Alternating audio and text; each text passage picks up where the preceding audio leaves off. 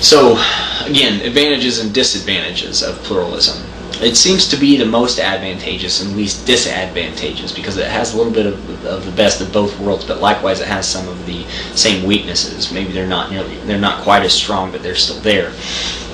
One advantage is that it directly addresses the problems of both absolutism and relativism. It doesn't rely on a universal ethical system, and it treats the commonalities between cultures as universalities.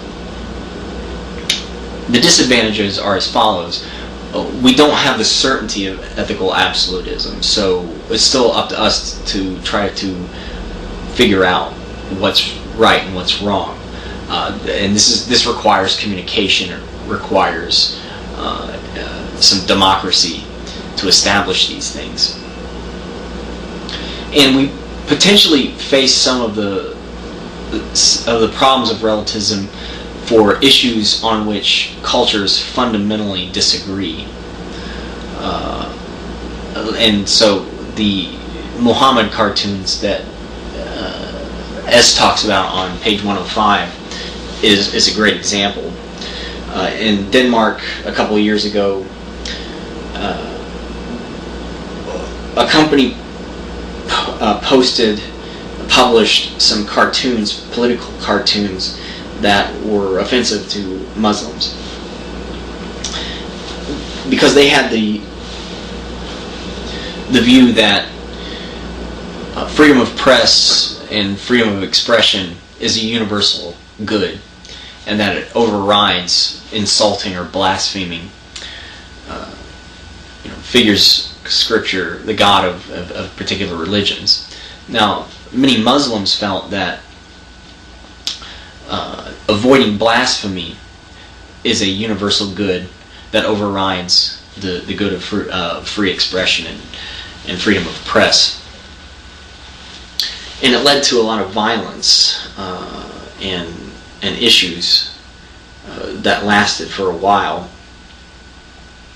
And the problem here is that this wasn't a shared value between them. It wasn't like we were interpreting one value that is just different in different cultures. These were two opposing fundamental values. And to make it a little bit clearer, think of something like something that seems to be a shared value between all cultures, like not harming children. It seems like every culture has that. So then we look at the way different cultures approach this, say with the topic of corporal punishment. In some cultures, corporal punishment is considered a good for the child, that it does the child harm to not employ corporal punishment, because corporal punishment teaches children discipline, it prepares them for the future, it teaches them consequences for their actions in order to avoid danger and problems later in life. Other cultures view corporal punishment as a harm to the child because it's considered a violent act towards the child, an abuse of the child.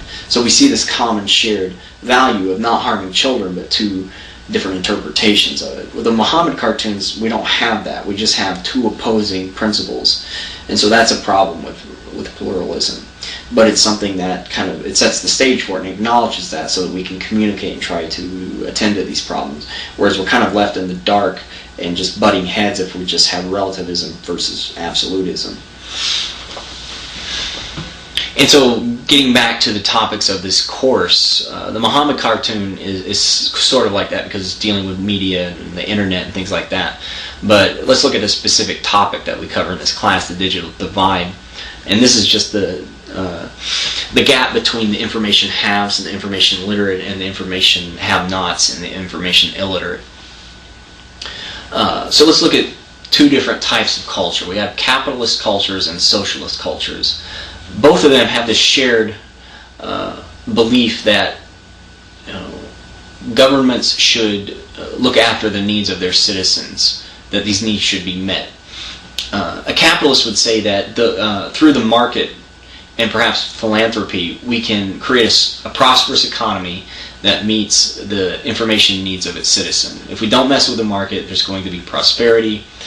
More people will have education and monetary means, and that will cause the gap to shrink.